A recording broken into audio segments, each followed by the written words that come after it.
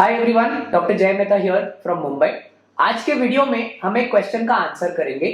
Normally लोगों के मन में एक क्वेश्चन रहता है कि पीरियड के बाद में मतलब मिड साइकिल, मान के चलिए 28 डेज का आपका साइकिल है, 30 डेज का आपका साइकिल है, तो पीरियड के 14, 15, 16 डे के आसपास वजाइना में से ये स्टिकी व्हाइट डिस्चार्ज जो आता है, क्या ये ओव्यूलेशन का एक साइन है या नहीं?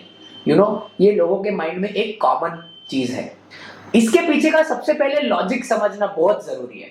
ऑलराइट, अब आपको ये ध्यान में रखना है कि अगर ये व्हाइट डिस्चार्ज है then it should be non foul smelling, मतलब ये डिस्चार्ज में से कोई भी स्मेल नहीं आना चाहिए। It should B clear and non foul smelling. अगर ये दोनों कंडीशन मीट होते हैं तब भी ये डिस्चार्ज को नॉर्मल माना जाता है। कोई भी दूसरे कलर का डिस्चार्ज, मान के चलिए कोई किसी भी पेशेंट को येलो कलर का डिस्चार्ज है, किसी भी पेशेंट को ब्राउन कलर का डिस्चार्ज है और उसमें से बैड स्मेल आ रहा है, तो इस डिस्चार्ज को हम एबनॉर्मल डिस्चार्ज मानते हैं। ऑलराइट, तो ये सिचुएशन में सबसे पहले एबनॉर्मल व्हाइट डिस्चार्ज के टाइम पे आपको आपके डॉक्टर को जाके कंसल्ट करना है। ओके, बट अब हम पहले ये समझ लेते हैं कि ये स्टिकी व्हाइट डिस्चार्ज क्यों होता है। ऑलराइट, देखिए आप सबको मेरे डायग्राम से पता है कि दो फेलोपियन ट्यूब्स होते हैं, उसके नीचे रहते हैं ओवरी, फिर आता है यूट्रस, बराबर। दूसरे साइड का फेलोपियन ट्यूब है ना, ये है पूरा यूट्रस और दूसरे साइड का ओवरी। अब ये है वजाइना और यूट्रस का जो माउथ रहता है ना, इसको हमारे भाषा में बोला जाता है सर्विक्स। करेक्ट, इसको हम बोलते हैं सर्विक्स। ये है आपका ओवरी और ये है फेलोपियन ट्यूब। ओके, अभी क्वेश्चन में पूछेगा तो भाई यूट्रस कहाँ है, तो ये है यूट्रस का पार्ट। ऑलराइट, अब लेट्स ट्राई एंड अंडरस्टैंड कि ये क्यों होता है, सबसे पहली बात। करेक्ट, अब देखिए जब कभी भी ओवरी में से जो फॉलिकल्स रहते हैं वो पीरियड के स्टार्टिंग में, मतलब पीरियड के तीसरे चौथे दिन पे, थर्ड फोर्थ डे पे इतने छोटे रहते हैं, बट जब आप मिड साइकिल में रहते हैं तो इसमें से एक फॉलिकल बड़ा बन जाता है। करेक्ट, इसको हम बोलते हैं लीड फॉलिकल। ऑलराइट, यही चीज आप सोनोग्राफी में मेजर करते हो ओव्यूलेशन फाइंड आउट करने के लिए। यही चीज आपकी ओव्यूलेशन किट बताती है आपको। ओके, पर एक जमाने में ओव्यूलेशन किट नहीं था, तो बॉडी का क्या साइन है ये बताने के लिए ये थोड़ा सा समझेंगे। अब जब ये फॉलिकल साइज में बड़ा हो जाता है ना, तो एक चीज, एक हार्मोन बॉडी में सिक्रीट होता है। ये हार्मोन का नाम है इस्ट्रोजन। ओके, ये बहुत सारे लेडीज को ऑलरेडी पता है, तो ये कोई नया चीज नहीं है ना। ये एग सिक्रीट करता है इस्ट्रोजन को बॉडी में।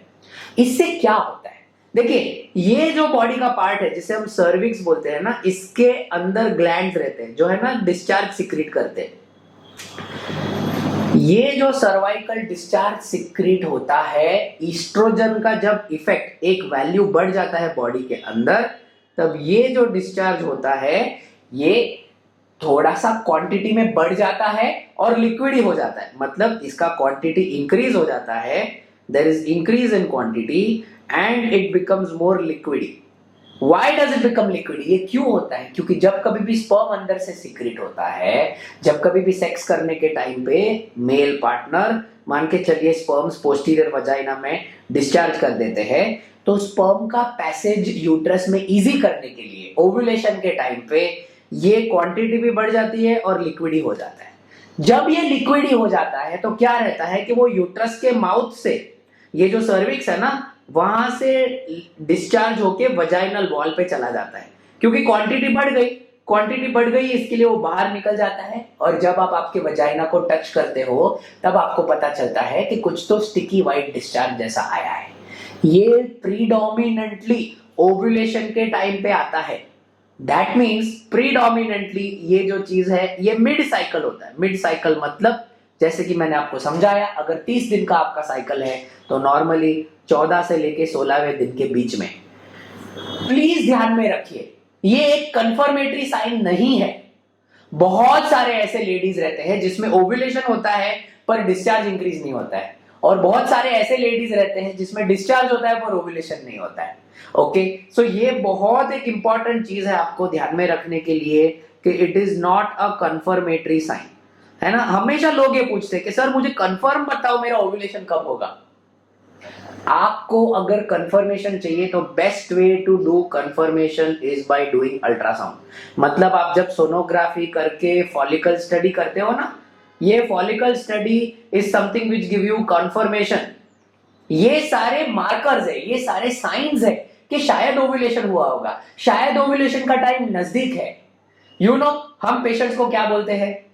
Best way to understand is जब आप फॉलिकल स्टडी करते हो और साइमल्टेनियसली आपको व्हाइट डिस्चार्ज भी है, that means you are very close to ovulation. ये सारे मार्कर्स हैं, प्लीज ध्यान में रखिए। ओव्यूलेशन के टाइम पे इंटरकोर्स करने के बाद में नेचुरली, मतलब नेचुरल प्रेग्नेंट होने का जो शक्यता है that is going to be 5 to 8%। लोगों का हमारे यूट्यूब चैनल पे सबसे कॉमन डाउट ये है कि सर मैंने फर्टाइल विंडो में तो इंटरकोर्स किया पर मैं प्रेग्नेंट क्यों नहीं हुआ?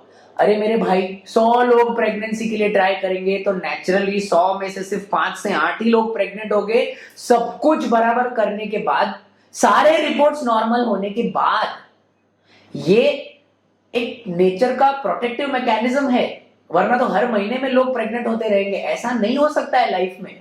Alright, so please keep the, ये रियलिस्टिक बनना बहुत इंपॉर्टेंट है ये चीज में। सबसे पहले महीने में लोग ट्राई करेंगे, सर मैंने ओव्यूलेशन किट यूज किया, ये किया वो किया, मैं प्रेग्नेंट नहीं हुआ। अरे भाई 5% चांस है, अगले महीने में वापस ट्राई करो। Very simple understanding. I hope इस वीडियो से आपके बेसिक कॉन्सेप्ट क्लियर हुए हैं। एनी फर्दर क्वेश्चंस आप हमारे कमेंट्स में डाल सकते हैं, मैं या मेरे कोई टीम मेंबर्स आपको जरूर रिप्लाई करेंगे। Alright, thank you so much.